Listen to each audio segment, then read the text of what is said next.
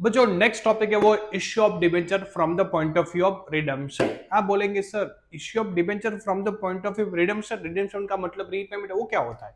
बच्चों यहाँ पे हम इश्यू ऑफ डिबेंचर की जो एंट्री करेंगे ना, तो साथ साथ में रिडम्पशन का पॉइंट ऑफ व्यू भी ध्यान में रखेंगे।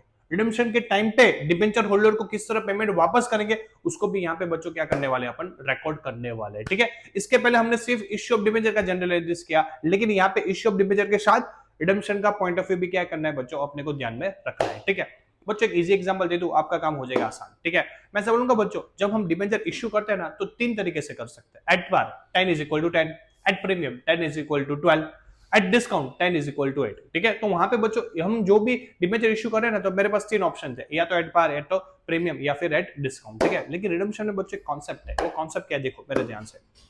बच्चों फॉर एग्जाम्पल कंपनी पब्लिक से पैसा लेती है, ठीक है, 100 रुपीज लिए, कंपनी ने कितने लिए 100, और कंपनी ने वादा किया कि 5 साल के बाद हम आपको 100 रुपीज वापस देंगे। ठीक है, तो यहाँ पे बच्चों अकाउंट सेटल हो गया, लिया 100 दिया 100। ठीक है, अकाउंट सेटल। मैं समझूंगा यहाँ पे रिडम्पशन एट पार किया, 100 लिया और 100 दे दिया। ठीक है, दूसरा बच्चों ऑप्शन ये है कि कंपनी ने लिया 100 और कंपनी बोल रही कि हम आपको 90 वापस करेंगे। आपको लग रहा है पब्लिक इन्वेस्ट करेगी? पब्लिक इन्वेस्ट करेगी कभी? यार दिया 100 और मिलेगा 90, पब्लिक बोली 10 रुपए हमारा नुकसान हो जाएगा, हमें ऐसा नहीं करना है। तो बच्चों कभी भी रिडम्पशन डिस्काउंट पे पॉसिबल नहीं है, एट पार पे पॉसिबल है। किस पे? एट पार पे। ठीक है, 100 लिए 100 वापस दिए, लेकिन 90 पे कभी पॉसिबल नहीं है। थर्ड सिचुएशन बच्चों, कंपनी की मजबूरी थी, ठीक है, कंपनी को पैसे की बहुत जरूरत थी, कोई सोर्स था नहीं, तो कंपनी ने ऐसा बोला पब्लिक को, एक काम कीजिए, आप हमें 100 दीजिए, हम आपको 110 देंगे। पब्लिक बोली बढ़िया, हमें तो क्या प्रॉब्लम है, हमें तो 10 रुपीज एक्स्ट्रा मिलने वाले हैं।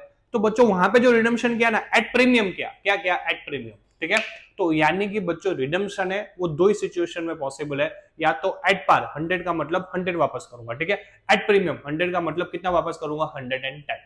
ठीक है, तो याद आपको यहाँ पे ये रखना है कि इश्यू तीन तरीके से पॉसिबल है, लेकिन रिडम्पशन सिर्फ कितने तरीके से पॉसिबल है? दो, एट पार, एट प्रीमियम। ठीक है, अब बच्चों यहाँ पे टोटल आपको 6 केस स्टडीज पढ़ने हैं बच्चों, कितने? 10। ये 10 केस स्टडीज में बच्चों मैंने 3 और 3 एक सिचुएशन में आपको क्या बच्चों डिवाइड किए, ये 3-3 सिचुएशन बच्चों अपन क्या करते हैं? लर्न करते हैं। अब बच्चों नेक्स्ट है केस नंबर 1। ठीक है, अब बच्चों केस नंबर 1 देखिए, उसका एग्जांपल तो आपको क्लैरिटी ज्यादा मिलेगा। फेस वैल्यू कितना है बच्चों? 10। ठीक है, इश्यू प्राइस कितना है? 10, और रिडीमेबल प्राइस कितना है? 10। यानी कि बच्चों क्या हुआ, फेस वैल्यू 10 था और मैंने 10 में इश्यू किया, यानी कि इश्यू एट पार हुआ। ठीक है, और मैंने रिडीम भी कितने में किया? 10, तो यानी कि रिडीमेबल एट पार। ठीक है, तो ये कॉन्सेप्ट आपकी क्लियर हो गई।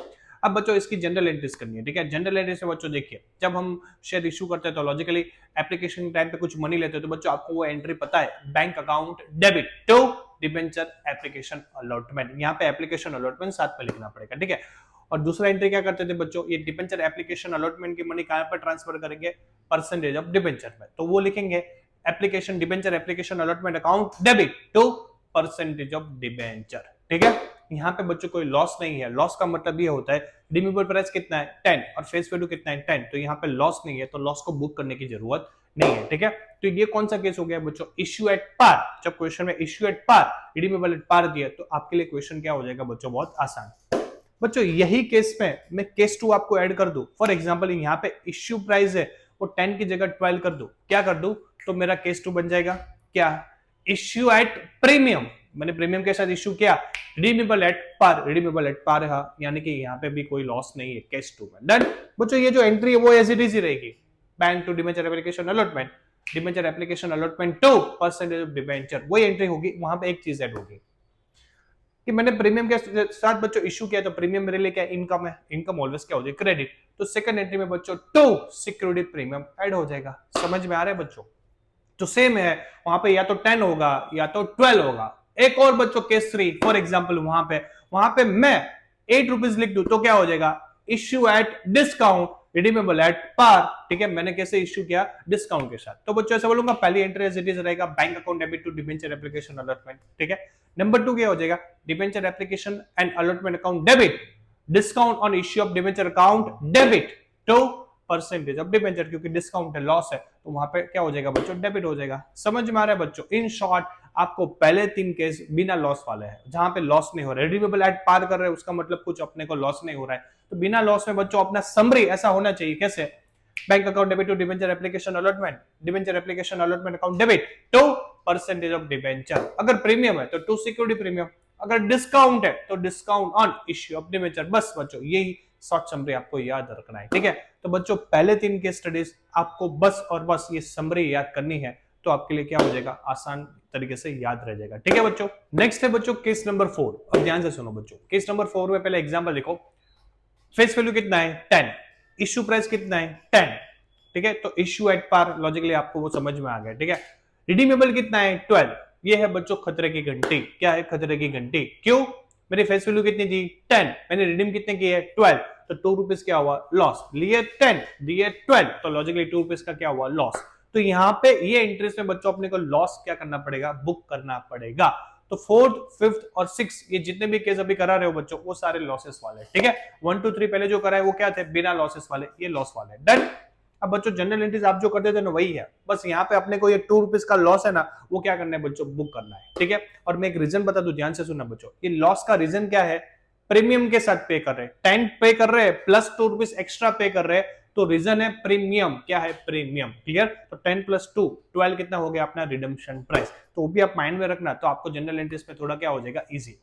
देखो बच्चों पहली एंट्री हम करते थे वही, bank account debit to debenture application allotment. ठीक है, फिर debenture application allotment account debit, एक लाइन छोड़ दीजिए, फिर लिखिए टू डिबेंचर, फिर एक लाइन छोड़ दीजिए। ठीक है, आप बोलेंगे सर ये लाइन छोड़ने का समझ में नहीं आया, समझा रहा हूं बच्चों, ध्यान से सुनो। लॉस बुक करना है ना, तो लॉस को तो बच्चों क्या करना पड़ेगा, रिकॉर्ड करना पड़ेगा। ठीक है, इसलिए आपको पता है बच्चों 11th स्टैंडर्ड के आप बच्चे हो, आपको सब कॉन्सेप्ट क्लियर है। लॉस होता है, कुछ एक्सपेंस होता है, तो ऑलवेज अकाउंट में क्या होता है, डेबिट। तो 2 रुपीज का मेरा बच्चों क्या हो जाएगा, डेबिट हो जाएगा। तो मैं ऐसा बोलूंगा सेकंड एंट्री में debenture application allotment account debit, ये लॉस को भी डेबिट कर देंगे। 2 रुपीज का क्या है, loss on issue of debenture account debit. ठीक है, तो उसको मैंने 2 रुपीज को क्या कर दिया, बुक कर दिया। अब बच्चों आप मुझे बताओ, मैं पैसे कैसे वापस दे रहा हूं, प्रीमियम के साथ, तो लॉजिकली वो प्रीमियम को भी रिकॉर्ड करना पड़ेगा ना।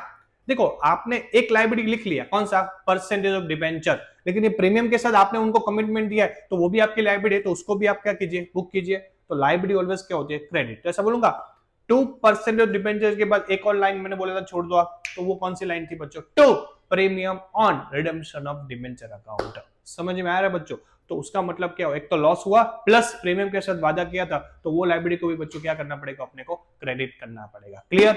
ये हो गया बच्चों कौन सा, case number 4। In short summary क्या रहेगा, bank account debit to debenture application allotment, debenture application allotment account debit, वो loss on issue of debenture account debit, 2% of debenture, 2 क्या है, प्रीमियम ऑन रिडेम्पशन। क्लियर बच्चों, ये कौन सा हो गया, केस नंबर 4। बच्चों केस नंबर 5 इसमें समझा दूं, यहां पे मैं इश्यू प्राइस 12 कर दूं, क्या कर दूं 12, तो मेरा क्या केस बन जाएगा, issue at premium, redeem at premium. समझ में आया, issue at premium, redeem at premium.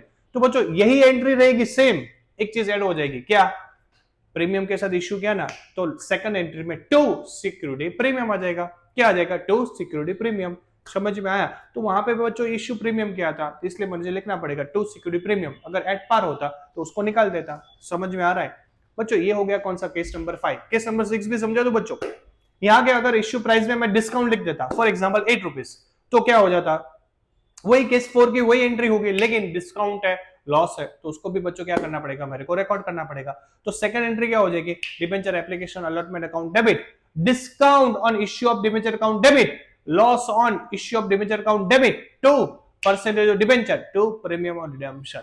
समझ में आ रहा है बच्चों, इन शॉर्ट करना क्या है, बस आपको देखना है, इश्यू एट पार तो कोई बात नहीं, एज इट इज एंट्री लिख दो, प्रीमियम है तो 2 सिक्योरिटी प्रीमियम ऐड करना पड़ेगा, और डिस्काउंट है तो डिस्काउंट डेबिट करना पड़ेगा। क्लियर। तो बच्चों ये सारी एंट्री मैंने आपको समझा दी, कौन सी, प्रीमियम ऑन रिडेम्पशन, जब अपना लॉस हो रहा है तब। ठीक है, तो सारे केसेस बच्चों 1 to 6 आपके क्या हो गए, कंप्लीट हो गए।